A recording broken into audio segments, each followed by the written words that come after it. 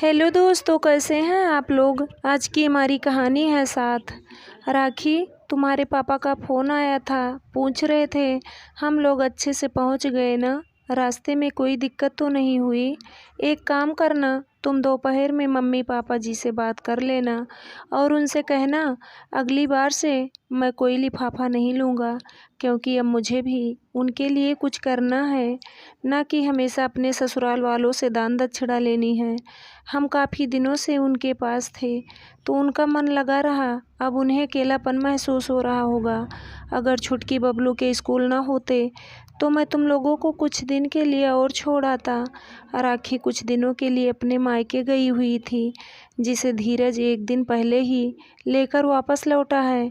जी काम निपटा, मैं फ़ोन कर लूँगी और पापा को आपका संदेश दे दूँगी, लेकिन वह अपने बेटे सामान दामाद को प्यार से कुछ देते हैं तो मैं मना नहीं करूँगी।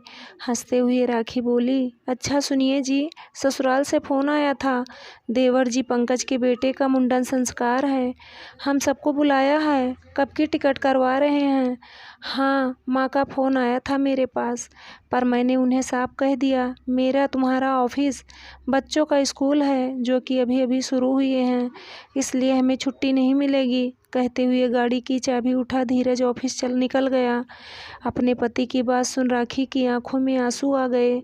जो भी हुआ वो एक दिन होना ही था, क्योंकि अंधविश्वास की पट्टी जब आंखों से हटती है तो ऐसा ही होता है। डाइनिंग टेबल पर बैठे बैठे पुरानी यादों में कहीं दूर ही निकल गई। राखी, तुम्हें हमेशा मेरे माता पिता से परेशानी रहती है, हर बार उनकी शिकायत लेकर बैठ जाती हो। ये नहीं कि उन्हें भी अपने माँ बाप की तरह महत्व दो। हमेशा मेरी माँ ऐसी, मेरे पापा ऐसे, जैसे तुम्हारे मम्मी पापा हैं वैसे ही मेरे लिए मेरे मम्मी पापा बहुत इम्पोर्टेंट हैं। हर बार बहस करने में ही मज़ा आता है तुम्हें। उन्होंने कहा है ससुराल पूजा में हमेशा शामिल होना है। बहुत हुआ तुम्हारा नाटक, हमें जाना ही होगा और यही मेरा आखिरी फैसला है, इसके आगे मैं तुम्हारी बकवास और नहीं सुनूंगा। कहते हुए धीरज पैर पटकते हुए अपने ऑफिस निकल गया। राखी की तबीयत ठीक नहीं थी और वो ससुराल नहीं जाना चाहती थी। आप सोच रहे हैं ये क्या हुआ, ऊपर तो धीरज बड़े प्यार से अपनी पत्नी से बातें कर रहा है, फिर इससे पहले ऐसा क्या हुआ जो गुस्से में तमतमाता हुआ घर से निकल गया। उसके लिए आपको राखी के अतीत में जाना पड़ेगा। राखी धीरज की शादी 10 साल पहले हुई थी। परिवार में सास ससुर, 2 ननद, 1 देवर रहते थे। शुरू शुरू में परिवार के सभी सदस्य बड़े विनम्रतापूर्वक पेश आते, मगर धीरे धीरे सास सरला जी अपना रंग दिखाने लगी। वह हर समय बहू पर हुक्म चलाने से बाज नहीं आती। अगर उसके मायके से उसके पिता मिलने या सामान लेकर आते, उसमें वह हमेशा नुक्ताचीनी करती। फिर भी पिता सुरेश अपनी बिटिया के लिए हर बार और अच्छा और दुगना सामान लेकर आते, मगर सरला जी का पेट कभी नहीं भरता, मिलती तो सिर्फ बुराई। अगर कभी राखी की माँ का फ़ोन आ जाता तो चिल्लाना शुरू कर देती, तुम मायका छोड़ोगी तभी तो ससुराल में रह पाओगी, शादी करके छुट्टी पा ली ना तुम्हारे माँ बाप ने, अब क्यों पीछे पड़े रहते हैं, छोड़ क्यों नहीं देते अपनी बेटी को अपने हाल पर। इस तरह की खरी खोटी सुनाने में बाज नहीं आती। धीरज दिल्ली में नौकरी करता था। शुरू में तो उन्होंने बहू को ये बोलकर अपने पास रोक लिया कि अभी तुम नई हो, हमारे घर के रीति रिवाज परंपराएं अच्छे से समझ लो, फिर हम तुम्हें धीरज के साथ भेज देंगे। मगर पहले तीज त्योहार के नाम पर पूरा साल निकल गया। उसके बाद राखी गर्भवती हो गई। बस उन्हें तो एक नया बहाना मिल गया उसे ससुराल में रखने का। सरला जी ने धीरे धीरे 4 वर्ष निकाल दिए।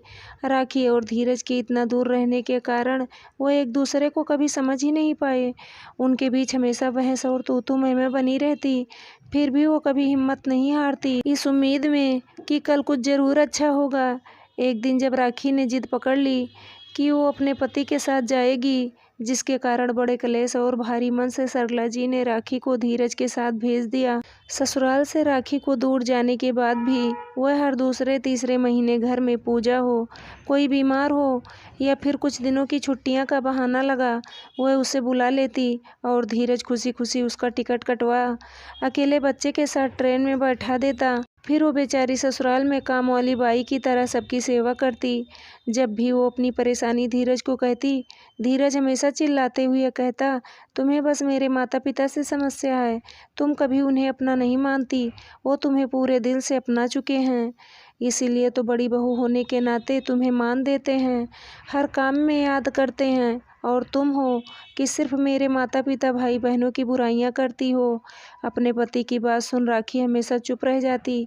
जब श्रवण कुमार कुछ समझने को तैयार ही नहीं तो उसको समझाना जैसे भैंस के आगे बीन बजाने जैसा है।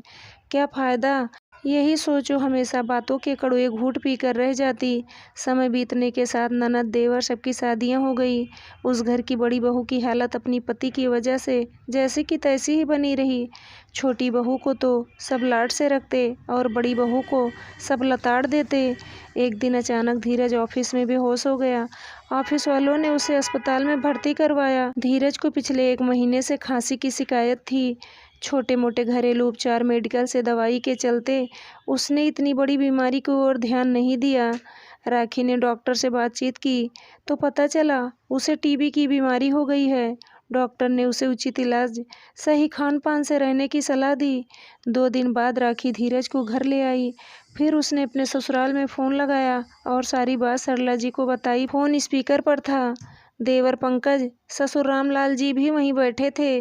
धीरज की बीमारी सुनते ही देवर दहाड़ते हुए बोला, भाभी यहाँ आने का सोचना भी मत, मेरी पत्नी गर्भवती है, मम्मी पापा बूढ़े हैं, मैं अकेला सबको संभालने वाला, अगर कहीं कोई इन्फेक्शन हो गया तो।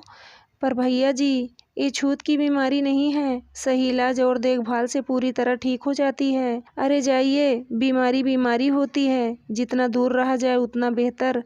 आप वहीं रहिए, भाई साहब का इलाज करवाइए। पीछे से सास ससुर ने भी देवर की हाँ में हाँ मिला दी। राखी ऐसा व्यवहार देख बहुत कुछ कहना चाहती थी, मगर सिर्फ इतना ही बोल पाई, माँ जी, बहू पराई है पर बेटा तो आपका है, आप ऐसा कैसे कर सकती हैं। अरे बहू, मैं बुढ़िया कमाती नहीं हूँ, मेरे पास इतना पैसा नहीं, तुम्हारी बाबूजी की पेंशन से हम खाते हैं। और पंकज, वो तो बेचारा बड़ी मुश्किल से गुजारा करता है, हमारे पास कुछ नहीं है तुम्हें देने को। कहते हुए बेरुखी से फ़ोन पटक दिया। फ़ोन स्पीकर पर था। धीरज सब सुन चुका था। अपने कमरे में चला जाता है, क्योंकि इन 2 महीनों में अपने प्यारे परिवार और सगे घर वालों के सौरंग देख लिए थे। इतने तो शायद गिरगिट भी न बदलता होगा जितने उसके माता पिता भाई ने बदले थे। कहीं से आस न मिलने पर भी राखी ने हार न मानी। उसने पास के फ्लैट में रहते 2 लड़कों से टिफ़िन पहुंचाने की बात कर ली, जिससे उसे थोड़ा सहारा मिला। कुछ पैसा उसने अपने गहने गिरवी रखकर जमा कर लिया। एक दिन अचानक राखी का भाई संजय उसको मिलने किसी काम से दिल्ली आया हुआ था। उसे सरप्राइज़ देने के लिए अचानक उसके घर पर पहुंचा। राखी उसे देख सकपका गई। फिर भाई का स्वागत कर उसे बिठाया। थोड़ी देर बातचीत के बाद अपनी बहन का उतरा हुआ चेहरा और जीजा जी की गड़बड़ तबीयत देख बोला, बहन, तुम मुझसे कुछ छुपा तो नहीं रही। नहीं भैया, मैं तुमसे कुछ क्यों छुपाने लगी।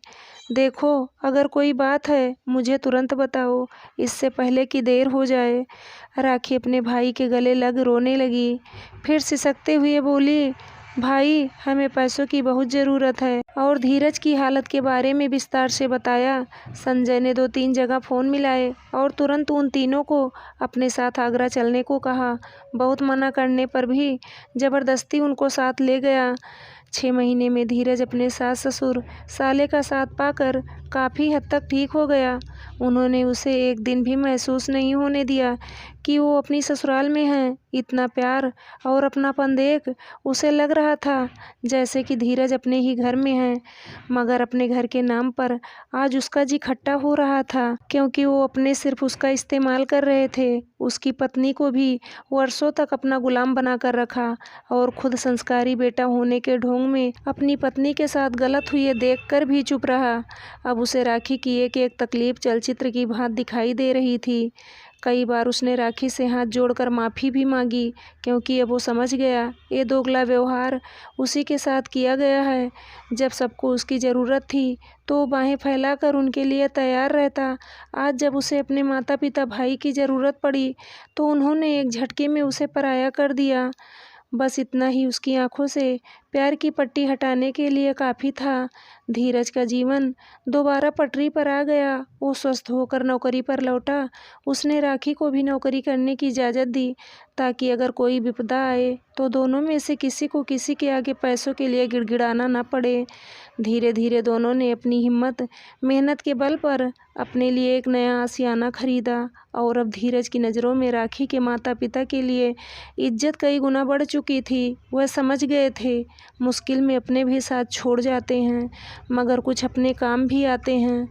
आशा करती हूँ दोस्तों आप लोगों को ये कहानी ज़रूर पसंद आई होगी। धन्यवाद दोस्तों।